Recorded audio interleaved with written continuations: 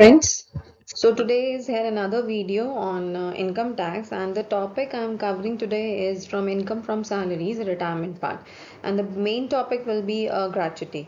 So this income tax is useful for all the courses, whether you are doing BCom Pass, BCom Honors, you are doing BBA, you are doing MCom from any university, you can say Kurukshetra University, MD University, DU, any university. So this is very important subject, and you can check out more videos. Do like, subscribe the channel and put on the notification bell button on कर लो ताकि पता लग जाएगा कि नई video कब upload होती है. चलो let's start with the video. So the topic is gratuity. So gratuity meaning करने से पहले हम सबसे पहले इसका सेक्शन डिस्कस करते हैं. It's section 10 sub section 10. तो सारे के सारे जो ग्रेचुटी के रूल्स होंगे वो सारे आपको सेक्शन 10 सब सेक्शंस के अंदर मेंशन किए होंगे. तो ग्रेचुटी होता क्या है? Gratuity is a payment made by the employer to an employee in appreciation of past services rendered by the employ.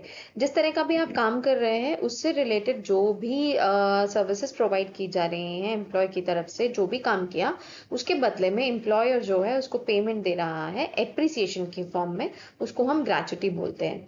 It can be either received by the employ himself at the time of his retirement और the legal heir on the event of the death of the employ.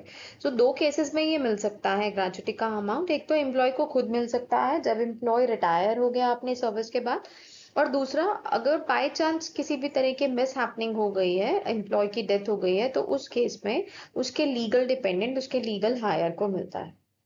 Next is gratuity received by an employee on his retirement is taxable under the head salaries. अब ये taxable होते कहाँ पर है? जो भी gratuity का अमाउंट मिला, तो जो ग्रेचुटी एम्प्लॉय को रिटायरमेंट के टाइम मिल रही है वो तो सैलरी हेड में टैक्सेबल होगी, and the other one which the legal heir और the legal dependent is getting, that will be taxable in the income from other sources. So यही लिखा है, whereas gratuity received by the legal heir of the deceased employ shall be taxable under the head income from other sources.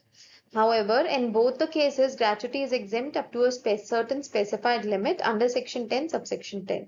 Hope आपको यहाँ तक clear है gratuity का meaning. अब gratuity के रूल्स पढ़ेंगे जो कि कुछ स्पेसिफाइड लिमिट तक ही एग्जेम्प्ट होती है. सबसे पहले हम क्या कर रहे हैं? हम कर रहे हैं topic exemption of death cum retirement gratuity.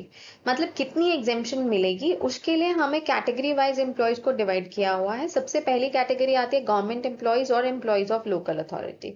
तो जो भी अमाउंट गवर्नमेंट एम्प्लॉयज को मिलेगा या फिर एम्प्लॉयज ऑफ लोकल अथॉरिटी को मिलेगा वो पूरी तरह से एग्जेम्प्ट होगा, चाहे वो रिटायरमेंट के बाद मिले, रिटायरमेंट के पहले मिले, किसी भी लीगल हायर को मिले, पूरी तरह से वो एग्जेम्प्ट है. देखिए क्या लिखा है, any death cum retirement gratuity received by all the categories of government employees और the employees of local authority is fully exempt. इसके बाद भी वो अगर प्राइवेट ऑर्गेनाइजेशन में कहीं अपॉइंटमेंट ले लेता है रिटायर होने के बाद, the gratuity received by him from the government will be exempt from tax. तब भी वो पूरी तरह से अमाउंट एग्जेम्प्ट होगा. तो गवर्नमेंट एम्प्लॉयज को कहने का मतलब यह है कि अगर किसी भी तरह का कोई भी अमाउंट रिटायरमेंट के टाइम मिल रहा है ग्रेचुटी की फॉर्म में, तो वो पूरी तरह से एग्जेम्प्ट है in case of government employees. Second जो हमारी कैटेगरी आती है वो है non government employees. Non government employees are divided into two categories. Number one is employees covered under the payment of gratuity act 1972. ये पर्टिकुलर एक्ट है gratuity का जिसको हमने नाम दिया है payment of gratuity act. So the employees covered under the payment of gratuity act and the employees not covered under the payment of gratuity act. तो आपने जब प्रैक्टिकल क्वेश्चन करना है तब वहां पर भी ध्यान से रूल्स चेक करने हैं कि क्वेश्चन में क्या मेंशन कर रखा है, कवर्ड या नॉट कवर्ड. होप यहाँ तक आपको क्लियर होगा. फर्स्ट पॉइंट लेकर चलते हैं हम. फर्स्ट पॉइंट है हमारा employees covered under the payment of gratuity act 1972. अब कौन से ऐसे एम्प्लॉयज आएंगे जो इस कैटेगरी के अंदर आएंगे? The payment of gratuity act applies to those employees who are working in any establishment, factory, mine, oil field, plantation, port, railway or shop to do any skilled, semi-skilled or unskilled manual, supervisory, technical or clerical work, but it does not include. सबसे पहले तो payment of gratuity act apply कहाँ पर होता है? ये apply होता है उन एम्प्लॉयज के ऊपर जो कि कहाँ पर काम कर रहे हैं, किसी भी फैक्ट्री में, माइंस में, खानों में जिसको बोलते हैं, प्लांटेशन पर, रेलवेज में, और किस तरह का काम कर रहे हैं, skilled, semi skilled, unskilled manual या सुपरवाइजरी या क्लेरिकल का काम हो रहा है, but it does not include, और ये चीजें नहीं आएंगी एम्प्लॉयज ऑफ द सेंट्रल और द स्टेट गवर्नमेंट्स। अगर स्टेट गवर्नमेंट और सेंट्रल गवर्नमेंट के एम्प्लॉयज हैं तो उनको इस एक्ट में नहीं लिया जाएगा। Employees governed by the any other act और any other rules in this respect, किसी और तरह का एक्ट अगर उन एम्प्लॉयज के ऊपर अप्लाई हो रहा है तो उनको भी इसमें नहीं लिया जाएगा। The Payment of Gratuity Act applies to a concern in which 10 or more employees are employed or were employed on any day of the preceding 12 months. ये जो Payment of Gratuity Act applies है, ये उस जगह पर उन concerns में, उन फैक्ट्रीज में अप्लाई होगा जहां पर कि पिछले 12 महीने में किसी भी एक दिन 10 या 10 से ज्यादा एम्प्लॉयज काम में आते हैं, काम पर लगाए जाते हैं। इट्स वेरी मैंडेटरी कि पिछले 12 महीनों में किसी भी एक दिन 10 या 10 से ज्यादा एम्प्लॉयज को काम पर लगाया जाता है। होप यहाँ तक क्लियर है। अगर किसी भी तरह का कोई भी डाउट हो तो प्लीज कमेंट बॉक्स में जरूर मेंशन। तो अब कितनी एग्जेम्पशन लिमिट होगी, अब ये यहाँ से डिसाइड होगा। तो एग्जेम्प्टेड अमाउंट कैसे निकालना है, इन रूल्स को ध्यान में रखा जाए। सबसे पहले लिखा है ना least of the following. Least of the following का मतलब जो इनमें से सबसे कम अमाउंट होगा उसको हम लेकर चलेंगे, वो हमारा एग्जेम्प्टेड अमाउंट होगा। और टैक्सेबल अमाउंट निकालने के लिए क्या करेंगे, ये जो हमें एक्चुअल अमाउंट ऑफ ग्रेच्युटी मिला होगा उसमें से हम अपना एग्जेम्प्टेड अमाउंट माइनस कर देंगे तो टैक्सेबल अमाउंट निकल कर आ जाएगा। अब देखो रूल्स क्या है। Least of the following shall be exempt 15 days of salary, 15 दिन की सैलरी निकालनी है। 7 days in case of employees of seasonal establishment, अगर कहीं पर सीजनल काम होता है ना तो उस केस में 7 डेज होंगे सैलरी के, लेकिन बेसिकली 15 दिन का काम चलता है। Based on the salary last drawn for every completed year of service, ये जरूरी है। 15 दिन की सैलरी तो लेनी है, लेकिन सैलरी कौन सी होगी, जो पिछली लास्ट सैलरी जो आपको मिली है ना, जब ये रूल अप्लाई हो रहा है, रिटायरमेंट है, ग्रेच्युटी के टाइम पर जब लास्ट सैलरी आपको मिल रही है उसको 15 दिन के हिसाब से निकालना है और for every completed year of service निकालना है। Total completed year of service से आप उसको मल्टीप्लाई करेंगे। And part thereof in excess of 6 months. Part in thereof in excess of 6 months का मतलब सपोज मैंने 23 ईयर्स 8 मंथ्स कहीं पर काम किया है, सपोज ऐसे कर लेते हैं 23 ईयर्स 8 मंथ्स मैंने कहीं पर काम किया है, तो कंप्लीटेड ईयर का मतलब क्या हो गया, 6 मंथ से ज्यादा हो गए ना, तो that means 23 years 8 months is equal to 24 years, तो वहां पर हम 24 ईयर्स को काउंट करके चलेंगे। सो वो पॉइंट नंबर 1 आपको क्लियर है। सेकेंड में हमें एब्सोल्यूट लिमिट दी होती है, जो लिमिट ग्रेच्युटी के केस में 20 लाख रुपीस है। And the third point is actual amount of gratuity receive, जितना भी पैसा आपको एक्चुअल में मिला होगा। अब ये जो हमने पॉइंट किया 15 डेज ऑफ सैलरी, तो सैलरी में हम लेंगे क्या क्या, मंथली बेसिक सैलरी आएगी, डीए डीपी कुछ भी होगा, मतलब क्वेश्चन पे लिखा हुआ होगा, सपोज डीए दे रखा है और उसके ब्रैकेट में लिखा हो if it is in terms of employment और it is a part of employment, अगर वो लिखा है तो वो डीपी बन जाता है। तो नेचुरल है कि हमारा जो एग्जेम्प्टेड अमाउंट जब हम कवर्ड के केस में निकाल रहे हैं तो डीए प्लस डीपी दोनों होंगे include. Then 15 days of salary कैसे निकालनी है, last month of salary multiply by 15 divided by 26। तो 26 से डिवाइड करेंगे, ये ध्यान में रखिएगा। तो ये रूल है आपका 15 डेज की सैलरी निकालने का। होप आपको ये क्लियर होंगे। अब इस पर हम एक प्रैक्टिकल प्रैक्टिस करते हैं तो हमें क्लियर हो जाएगा,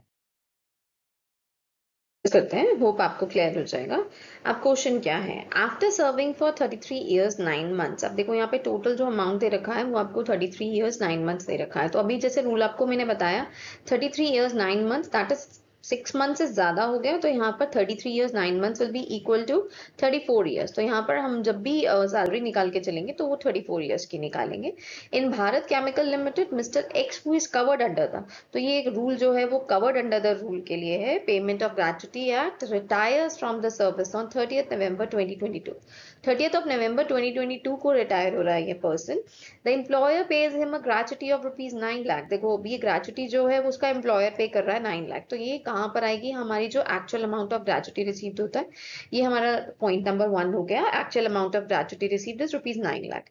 इसके बाद हमें बोला his monthly salary eight the time of retirement was 30,000, उसकी मंथली सैलरी जो है वो 30,000 है। नेक्स्ट हमें बोला है डीए इज 9,000, एचआरए इज 4,500। इस एचआरए का हमने कुछ नहीं करना, क्योंकि जो हमारी सैलरी लेते हैं हम कवर्ड के अंदर, उसमें हम 3 चीजें ऐड करके चलते हैं। एक तो मंथली बेसिक सैलरी निकालते हैं, सेकंड जो हम लेते हैं वो डीए लेते हैं, थर्ड जो हम लेते हैं वो डीपी लेते हैं। तो डीए और डीपी में से जो भी हमें चीज मेंशन कर रखी होगी हम उसको लेकर चलेंगे। तो यहाँ हमें क्वेश्चन में बेसिक सैलरी है और डीए दे रखा है। तो ये देखो, ये हमने सैलरी निकाल ली for the purpose of gratuity. ये हमारा आ गया basic plus DA, that is 30 plus 9,000, that is 39,000। तो ये हमारी 39,000 की सैलरी हो गई। कंप्लीटेड ईयर ऑफ सर्विस आपको अभी मैंने बताया 33 ईयर्स 9 मंथ्स है, तो दैट वुड बी 34 ईयर्स। अब निकालते हैं 15 डेज की सैलरी। फॉर्मूला होता है last drawn salary multiply by 15 divided by 26। तो लास्ट ड्रॉन सैलरी हमारी 39,000 है, उसको हम 15 से मल्टीप्लाई करेंगे और 26 से डिवाइड करेंगे, तो ये अमाउंट निकल के आया ₹22,500। होप यहाँ तक आपको क्लियर है। अब अपने least of the following amount निकालना है, फिर हम टैक्सेबल अमाउंट निकालेंगे। देखो, अब लीस्ट ऑफ द फॉलोइंग निकालने के लिए सबसे पहला रूल है actual amount of gratuity received. तो actual amount of gratuity received हमारी 9 लाख हो गई। Then 15 days salary multiply by completed year of service. तो 15 डेज सैलरी हमने ये निकाली थी 22,500, कंप्लीटेड ईयर हमने 34 निकाले थे। अब इन दोनों को मल्टीप्लाई करेंगे तो ये हमारा अमाउंट आ गया ₹7,65,000। नेक्स्ट जो थर्ड पॉइंट आता है उसमें हमें एब्सोल्यूट लिमिट दी होती है, वो हमारी 20,000 की है। अब देखो, इसमें से सबसे कम अमाउंट कौन सा है? सबसे कम अमाउंट हमारा ये 7,65,000 है। तो ये तो हमारा एग्जेम्प्टेड अमाउंट हो गया। अब टैक्सेबल निकालना है, तो जितना आपको एक्चुअल अमाउंट रिसीव्ड है ये वाला 9 लाख, 9 लाख में से 7,65,000 माइनस करेंगे तो ये हमारा टैक्सेबल अमाउंट आ गया 1,35,000। तो जब हम अपनी सैलरी हेड की इनकम निकालेंगे तो ये अमाउंट हम अपने एक्चुअल कॉलम में डालेंगे। होप आपको ये क्वेश्चन क्लियर है। आगे बढ़ते हैं नेक्स्ट पर। अब जो नेक्स्ट रूल आता है वो आता है employees not covered under the payment of gratuity act. इससे पहले जो हमने न्यूमेरिकल प्रैक्टिस किया, रूल्स पढ़े, उसमें हमने covered under the payment of gratuity act लिया था। अब हम लेके चल रहे हैं not covered under the payment of gratuity act. Any gratuity received by him on his retirement or on his becoming incapacitated prior to such retirement or on the termination of his employment, or any gratuity received by his widow, children or dependents on his death is exempt up to the least of the following। जो भी gratuity का amount चाहे retirement के time मिला हो, चाहे उसके legal heirs को मिल रहा है, after the death of the employ मिल रहा है, तो उसके लिए रूल्स क्या होंगे? Again same rule, least of the following है, बट रूल्स थोड़े से चेंज हो जाएंगे यहाँ पर। अब रूल क्या है? सबसे पहला है half of month average salary for each completed year of service. देखो, अब वहां पे जो पहले हमने किया था कवर्ड के अंदर, उसमें हमने 15 डेज की सैलरी ली थी, लेकिन 15 डेज की salary on the basis of 26 days लिया था। अब यहाँ पे half month salary, that is 15 days की सैलरी, तो वही सेम चीज अप्लाई हो रही है, बट 30 डेज को काउंट किया जा रहा है। तो आप कंफ्यूज मत हो कि 15 30 क्या हो रहा है, सीधा लर्न कर लो कि हाफ मंथ एवरेज सैलरी है और एवरेज सैलरी निकालने के बाद हमें उसको कंप्लीटेड ईयर ऑफ सर्विस से मल्टीप्लाई करना है। सेकेंड जो आता है वो हमारा एब्सोल्यूट लिमिट जो 20 लाख की दे रखी है। Third one is actual amount of gratuity received. तो ये तीन अमाउंट हमें निकालने हैं। अब एवरेज सैलरी का फॉर्मूला है salary on the basis for the 10 months preceding the month in which the event occurs. पिछले 10 महीनों की सैलरी का एवरेज निकाल कर चलेंगे हम। वो हमारी एवरेज सैलरी बनेगी, उसका half multiply by every completed year of service. अब यहाँ पे सैलरी में क्या लेंगे? सैलरी लर्न करना बहुत जरूरी है कि सैलरी में क्या क्या चीजें आती हैं। तो नॉट कवर्ड में एक तो हमारी बेसिक सैलरी आएगी, दूसरा हमारा डीपी आएगा। ध्यान रहे, डीपी आएगा, डीए नहीं आएगा। अगर डीए के पीछे लिखा हुआ है it is in terms of employment, तभी आपने उसको लेना है। अदरवाइज नॉट कवर्ड में हमें डीए नहीं लेना है, सिर्फ डीपी लेना है। And next is commission based on fixed percentage of turnover. आप कमीशन भी जो है वो फिक्स्ड परसेंटेज पर जा रही है, तो इसका भी ध्यान रखना कि फिक्स्ड परसेंटेज ही लेनी है आपने। तो अगर मेंशन किया है फिक्स्ड परसेंटेज तभी आप उसको लेके चलोगे, अदरवाइज कमीशन को भी इंक्लूड नहीं किया जाएगा। चलो अब इसका प्रैक्टिकल प्रैक्टिस करते हैं जिससे आपको क्वेश्चन क्लियर। प्रैक्टिकल से पहले एक पॉइंट और कर लेते हैं, gratuity from more than one employer, क्योंकि प्रैक्टिकल में इस चीज को डालेंगे। तो अब ग्रेच्युटी जो मिल रही है वो एक से ज्यादा एम्प्लॉयर से मिल रही है। नेचुरल एक से ज्यादा एम्प्लॉयर हो सकते हैं। मैंने कुछ टाइम के लिए कहीं पर काम किया, उसके बाद मैंने कहीं और पर काम किया, तो मेरे एक से ज्यादा एम्प्लॉयर हो गए एक साल में। where the gratuity is received by an employee from more than one employer in the same previous year. अब एक ही previous year अगर मिलेगा, the aggregate amount of exemption shall not exceed the maximum absolute limit. तो जो exemption का limit होगा वो 20 लाख से ज्यादा नहीं हो सकता, ये ध्यान में रखना. उसी exempted amount को, जो already exemption हम ले चुके हैं, उसको हम absolute limit में से ही minus करेंगे. Further, where the employee has received gratuity in earlier year from his former employer and receives gratuity from another employer. अब देखो, पहले एग्जामेशन ले चुका है एम्प्लॉय और उसको ग्रेचुटी मिल रही है इन द लेटर ईयर, बाद में मिली है, the maximum absolute limit will be reduced by the amount of gratuity. तो ये जरूरी है कि उसको हमने रिड्यूस करना है, मतलब कम कर देना है, which has been exempted earlier, तो पहले जो एग्जेम्प्ट किया होगा. इस रूल को करने के लिए हम न्यूमेरिकल प्रैक्टिस करते हैं, उससे आपको बिल्कुल क्लियर हो. चलो अब देखो, जो हमारा न्यूमेरिकल है वो क्या कहता है. C Louis retired on 20th Feb 2023 from the post of manager of a company after 25 years of service. तो ये ध्यान में रखना, 25 सालों की सर्विस है. During the 10 months ending on 31st January 2023 he was drawing a monthly salary of 60,000. तो देखो, पिछले 10 months की सैलरी आपको गिवन है 60,000. अब देखो, हमने जो एवरेज सैलरी निकालनी होती है उसमें क्या क्या चीजें लेते हैं हम सैलरी में. Basic salary, then we include DP and we include commission on the basis of fixed percentage. तो अभी फिलहाल हमें सैलरी ही दिखी है basic, and convince allowance of 5,000. Convince allowance का हमने कुछ नहीं करना. तो अभी तक का क्वेश्चन जितना हमने पढ़ा, हम अपनी एवरेज सैलरी निकाल सकते हैं. ये निकाल दी मैंने average salary 60,000 into 10 divided by 2. तो 10 months की सैलरी के अकॉर्डिंग हमारी जो एवरेज सैलरी बन गई वो बन गई 30,000. Next is, he was eligible to receive a gratuity of rupees 9,30,000. ये उसको gratuity मिल रही है 9,30,000 की. That means हमारा first point पूरा हो गया, actual amount of gratuity received which is 9,30,000. और एक सेकेंड पॉइंट भी हमने कर लिया, जो मैंने यहाँ पे थर्ड में इंक्लूड किया है. दैट मीन्स हम अपनी एवरेज सैलरी को कंप्लीटेड ईयर ऑफ सर्विस से माइनस करते हैं. तो हमारे जो कंप्लीटेड ईयर ऑफ सर्विस है वो है 25. एवरेज सैलरी है हमारे पास 30,000. 30,000 इंटू 25 करेंगे तो ये आ गया हमारा ₹7,50,000. नेक्स्ट क्वेश्चन देखते हैं. Early in his career, Lewis has received 2,40,000 as gratuity from the previous employer, in respect of which he enjoyed full exemption. अब देखो, एक बार ही exemption ले चुका है तो दोबारा exemption नहीं मिलेगी. तो ये वो पॉइंट है जो इस प्रीवियस स्लाइड में मैंने आपको पॉइंट समझाया था. नेक्स्ट क्वेश्चन में दिया हुआ है, calculate the taxable amount of gratuity if he is not covered under the payment of gratuity act. चलो अब क्वेश्चन करते हैं. मेन हमें सेकंड पॉइंट पर ध्यान देना है. एब्सोल्यूट लिमिट होती है हमारी 20 लाख. ऑलरेडी जो एग्जेम्पशन वो ले चुका है वो 2,40,000 की ले चुका है, तो एब्सोल्यूट लिमिट हमारी कम हो जाएगी, दैट विल बी 17,60,000. अब इनमें से सबसे कम अमाउंट कौन सा है? एक अमाउंट है 9,30,000, दूसरा है 17,60,000 और थर्ड अमाउंट है 7,50,000.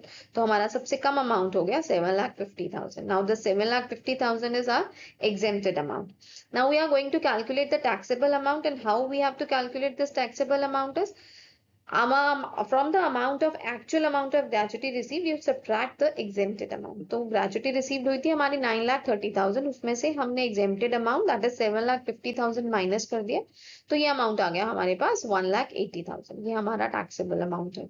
होप आपको ग्रेचुटी के रूल कवर्ड और नॉट कवर्ड दोनों में क्लियर होंगे. फिर भी इन केस एनी प्रॉब्लम है, do comment in the comment section. चलिए नेक्स्ट आगे बढ़ते हैं.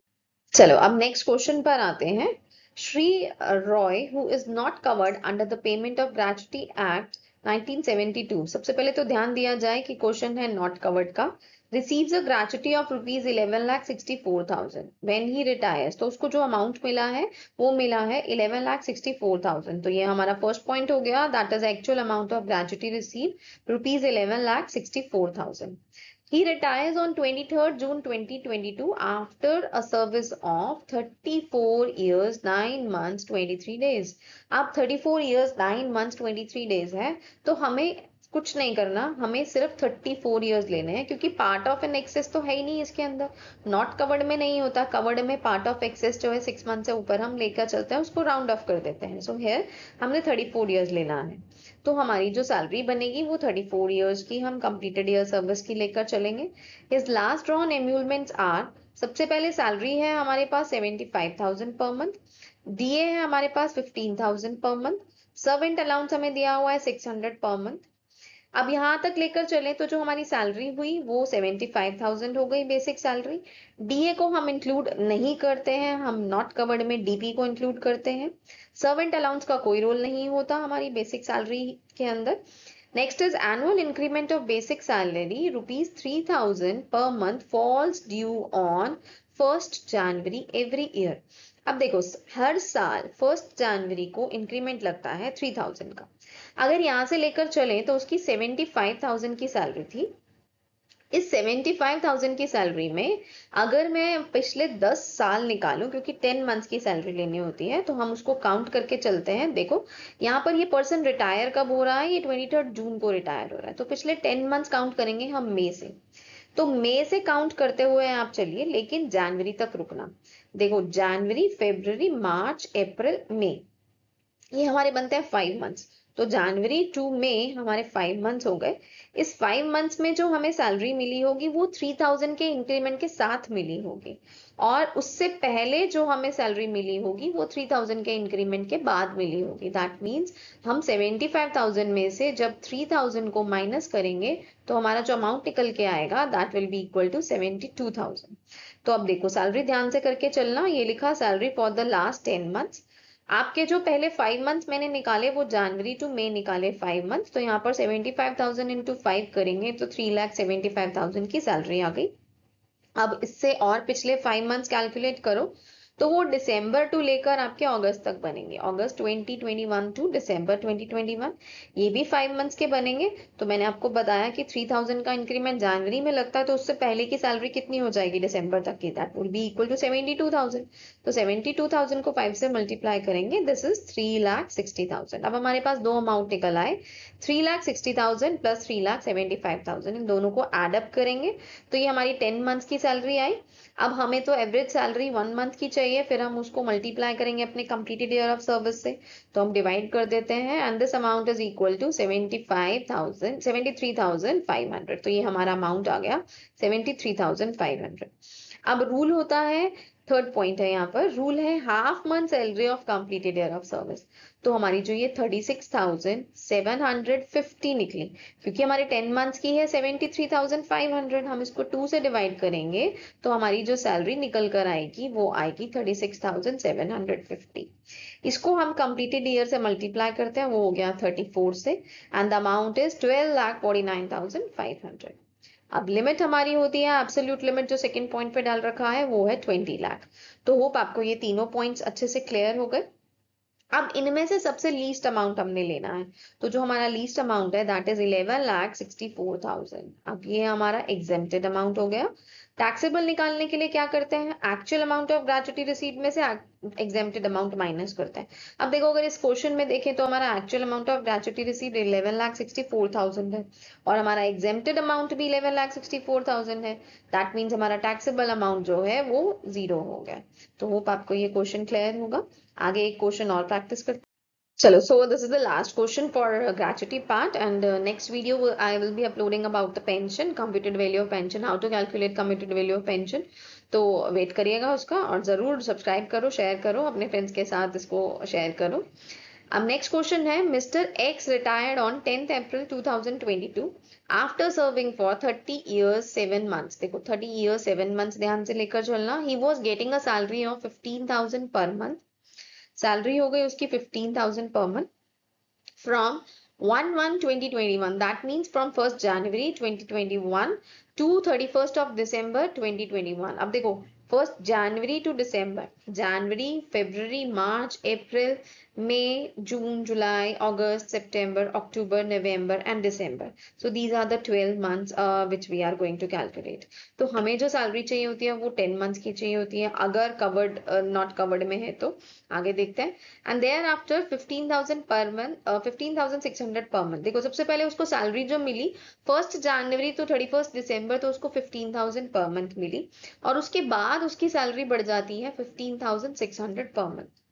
Next is he received DA 3,000 per month. अब डीए भी उसको 3,000 पर मंथ मिल रहा है, लेकिन ब्रैकेट में लिखा है forming part of salary for the computation of retirement benefits. That means कि ये जो हमारा अमाउंट है वो डीए का डीपी बन जाएगा, क्योंकि रिटायरमेंट बेनिफिट्स के काम आ रहा है, तो that means it's a DP. And 2% commission. अब देखो 2% कमीशन भी दे रखी है on sales achieved by him, तो ये टर्नओवर के बेसिस पर हमें 2% सेल्स दे रखी है, तो हम सेल्स का 2% निकाल के चलेंगे।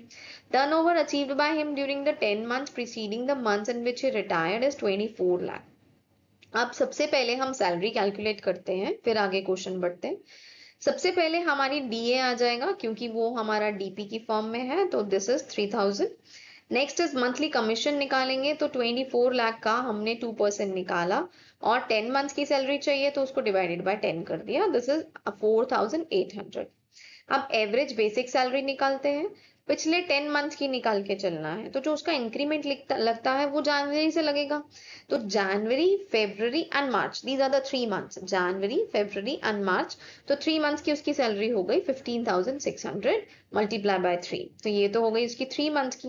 एंड 15,000 हो गई उसकी 7 मंथ्स की, तो 15,000 मल्टीप्लाई बाय 7 आप अमाउंट करेंगे and then we will divide it by 10, this amount will be equal to 15,180। अब इन तीनों को अमाउंट्स को ऐड कर लो, तो ये आ गया 22,980। ये हमारी हो गई एवरेज मंथली सैलरी, जिसको हम मल्टीप्लाई करके चलेंगे किसके साथ, हमने पहले हाफ निकालना है क्योंकि रूल है हाफ मंथ सैलरी। तो हाफ मंथ सैलरी को कंप्लीटेड ईयर ऑफ सर्विस से करेंगे, कंप्लीटेड ईयर ऑफ सर्विस हमारा 30 है, 22,980 का हाफ आ गया 11,490। इसको आप 30 से मल्टीप्लाई करो तो आपके पास अमाउंट निकल कर आ जाएगा 3,44,700। अब आगे क्वेश्चन पढ़ते हैं। He received a gratuity of 4,68,000। अब देखो इसको मिल रही है ग्रेचुटी 4,68,000 एंड द पर्सन, हमें कैलकुलेट करना है exempted amount and not covered. अब अपना क्वेश्चन पूरा करते हैं। अमाउंट रिसीव्ड हो गया एक्चुअल 4,68,000। जो हमारी लिमिट है वो लिमिट हमें दे रखी है 20 लाख की लिमिट, तो जो 20 लाख की लिमिट है हम उसके अकॉर्डिंग क्वेश्चन को सॉल्व करेंगे। तो हमारा जो एग्जेम्प्टेड अमाउंट आ जाएगा वो आ जाएगा सबसे कम अमाउंट, दैट इज 3,44,700। अब हमें टैक्सेबल निकालना हो तो ये जो हमारा 4,68,000 दे रखा है इसमें से हम 3,44,700 को माइनस कर देंगे तो हमारा टैक्सेबल अमाउंट आ जाएगा। क्वेश्चन में हमें पूछा नहीं है टैक्सेबल अमाउंट, लेकिन हम उसको कैलकुलेट कर सकते हैं। होप आपको ये क्वेश्चन क्लियर है। अगर क्लियर है तो एक लाइक जरूर बनता है भाई, समझ में आ रहा है तो भी लाइक बनता है, क्वेश्चन क्लियर है तो भी like. So thank you for watching the video. Hope आपको ये जो ग्रेचुटी का पार्ट है वो समझ में आ गया, and this is an important part in the income from salary. So अगर पसंद आया है, समझ आया है, तो लाइक जरूर बनता है यार। एक अंगूठा दिखाने में कुछ नहीं जाता, एक टीचर की मोटिवेशन हो जाती है बस, और कुछ नहीं। तो जितना प्यार तुम आप सबसे मिलेगा उतना ही नई वीडियोस और आएंगी, अपलोड होंगी, and I will be satisfied and I will be happy with it. तो thank you for watching the video. कुछ नहीं समझ में आया तो जरूर कमेंट करना, और अगली वीडियो के लिए वेट कर रहे हो तो नोटिफिकेशन बेल ऑन करो ताकि आपको पता लग जाए। Bye bye, have a nice day.